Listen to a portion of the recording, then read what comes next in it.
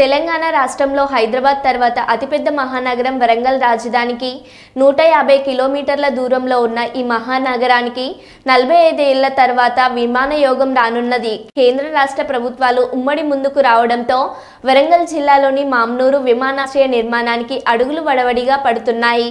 అందులో భాగంగానే దీనికి అదనంగా కావాల్సిన 280.30 ఎకరాల భూసేకరణ చేపట్టాలని రాష్ట్ర ప్రభుత్వం వరంగల్ జిల్లా కలెక్టర్కు ఆదేశాలు ఇవ్వడంతో పాటు 205 కోట్లు మంజూరు చేస్తూ ఆదివారం ఉత్తర్వులు జారీ చేసింది.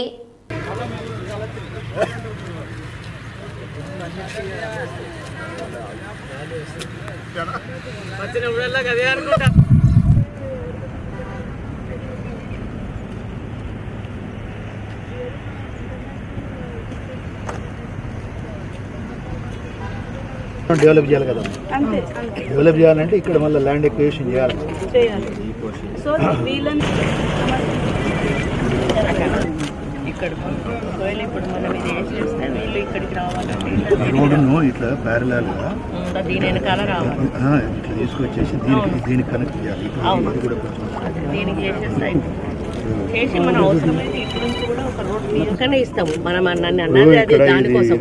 ఇప్పుడు ఈ రెండు చూపించారు కదా, ఈ రెండింటిలో మీకు ఏదైనా ఓకే అంటే సీఎం గారు ఒక మాట అన్నారు, వెటర్నరీ యూనివర్సిటీ మనం ఎస్టాబ్లిష్ చేస్తామని అన్నారు. దాన్ని కూడా దృష్టిలో పెట్టుకోండి.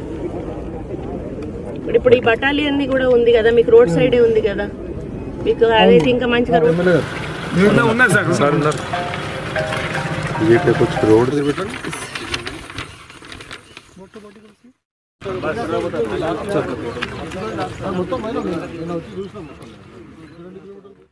ఎందుకంటే గతంలో ఇక్కడ విమానాలు నడిచిన తర్వాత ఆగిపోయింది. కానీ మన ప్రభుత్వం వచ్చినాక రేవంత్ రెడ్డి గారు చాలా పర్టికులర్ గా వరంగల్ ని 2వ రాజధానిగా అన్ని రంగాల్లో అభివృద్ధి చేయాలి, ఎన్ని కోట్ల ఖర్చైనా కూడా పెట్టుకుంటాను, మీరు దానికి మంచి ప్లాన్ ప్రిపేర్ చేయండి అని చెప్తూ దాంట్లో ఎయిర్పోర్ట్ అనేది మనకు చాలా ఇంపార్టెంట్.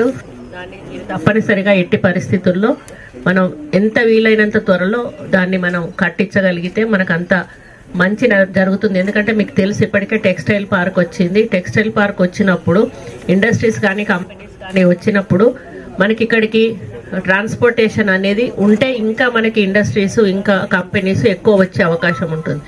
అవి వచ్చినప్పుడు మనకు పిల్లలకు ఉపాధి ఉద్యోగాలు కలిగేటువంటి అవకాశం ఉంటుంది. మన కుటుంబ సభ్యులు కూడా కూలీ పని నుంచి మొదలు పెడితే పెద్ద మేనేజర్ పనుల వరకు కూడా చేసుకునే అవకాశం ఉంటుంది. ఇప్పుడు ఉన్న పరిస్థితులలో మీ ల్యాండ్స్ ఏవి అంటే మీ ల్యాండ్ కొంత తీసుకుంటే మీ ల్యాండ్ తీసుకుంటేనే ఈరోజు మనం పెద్ద ఎయిర్పోర్ట్ కట్టగలుగుతాం. చిన్న ఎయిర్పోర్ట్ కట్టడం వల్ల మనకు లాభం లేదు. దాని తర్వాత మళ్ళీ పెద్ద ఎయిర్పోర్ట్ కూడా మనం శాంక్షన్ చేసుకోవడం చాలా కష్టమైంది. కాబట్టి ముందే మనం ఇంటర్నేషనల్ ఎయిర్పోర్ట్ లెవెల్లోనే ఎయిర్పోర్ట్ కట్టాలి అనేది ఒక లక్ష్యంగా పెట్టుకొని దాంట్లో మీ ల్యాండ్స్ మీరు ఈరోజు చెప్పాలంటే మీరు త్యాగం చేస్తూ ఉన్నారు. ఎయిర్పోర్ట్లో చరిత్రలో మీరు నిలిచిపోతారు. ఎందుకంటే మీరు ఇవ్వడం వల్లనే ఈరోజు వరంగల్కి ఎయిర్పోర్ట్ వచ్చింది అనేది మీరు చరిత్రలో నిలిచిపోతారు. నీరు వస్తుంది, తర్వాత రోడ్ వస్తుంది, అన్నీ వస్తున్నాయి. ఎందుకు మాకు ఏదో పిల్లల పెళ్లిళ్ళు అవి ఉన్నాయి అన్నట్టు డబ్బులు తీసుకోండి. అందులోంచి మీరు మంచి కార్యక్రమం, మీరందరూ పెద్ద హృదయంతో పెద్ద మనసుతో ముందుకు వచ్చిండ్రు. ఎందుకంటే కాంగ్రెస్ ప్రభుత్వం వచ్చినాక బలోపేతమైన నిర్ణయాలు తీసుకుంటున్నాం.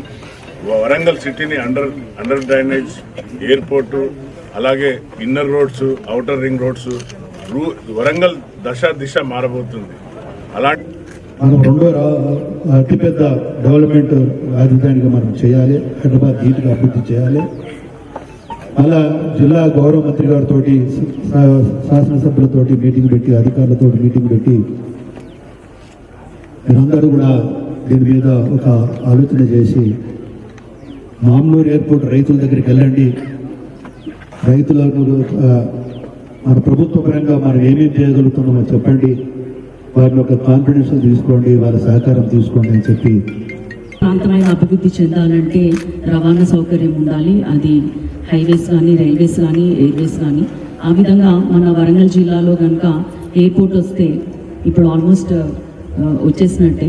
కానీ ఒక్కసారి ఒక ఎయిర్పోర్ట్ అనేది మనకి డెవలప్ అయ్యి అది ఫంక్షనల్గా ఉంటే మన వరంగల్ ఎంత బాగా అభివృద్ధి చెందుతుంది అన్నది మనందరికీ తెలిసిన విషయమే. ఇంకా మీరందరికీ కూడా నేను ప్రత్యేకంగా కృతజ్ఞతలు చెప్తున్నాను. చాలా రాజధానిగా ఉండి మనం ఉమ్మడి ఆంధ్రప్రదేశ్లో ఉన్నా కూడా మనకు ఒక జిఎంఆర్ ఎయిర్పోర్టే ఉంది.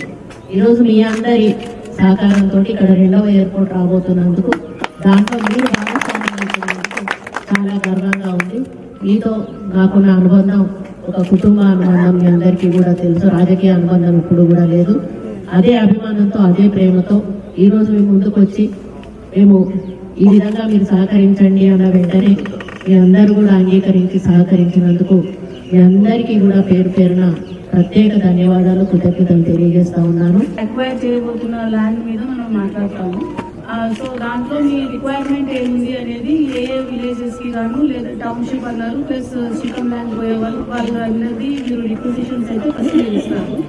తర్వాత అధికారుల సైడ్ మీరు స్టార్ట్ సబ్ డివిజన్ సర్వే అసలు ఎంత ఎగ్జాక్ట్ గా అవసరం పడుతుంది, what are all the estimates, existing rates ఏంటి, వీళ్ళు రిక్వైర్మెంట్ ఇచ్చిన తర్వాత ప్రాస్పెక్టివ్ ఏంటనేది సో అన్నిటి కలిపి మీరు అన్న ఒక కంప్లీట్ ఎస్టిమేట్ బుక్ అనేది మీకు next 3 to 4 days next Monday కల్లా ఇచ్చేదానికి మేము ట్రై చేస్తున్నాం. సో దట్ మీరు హైదరాబాద్ లెవెల్లో మొత్తం మళ్ళీ అందరూ టీం వెళ్ళి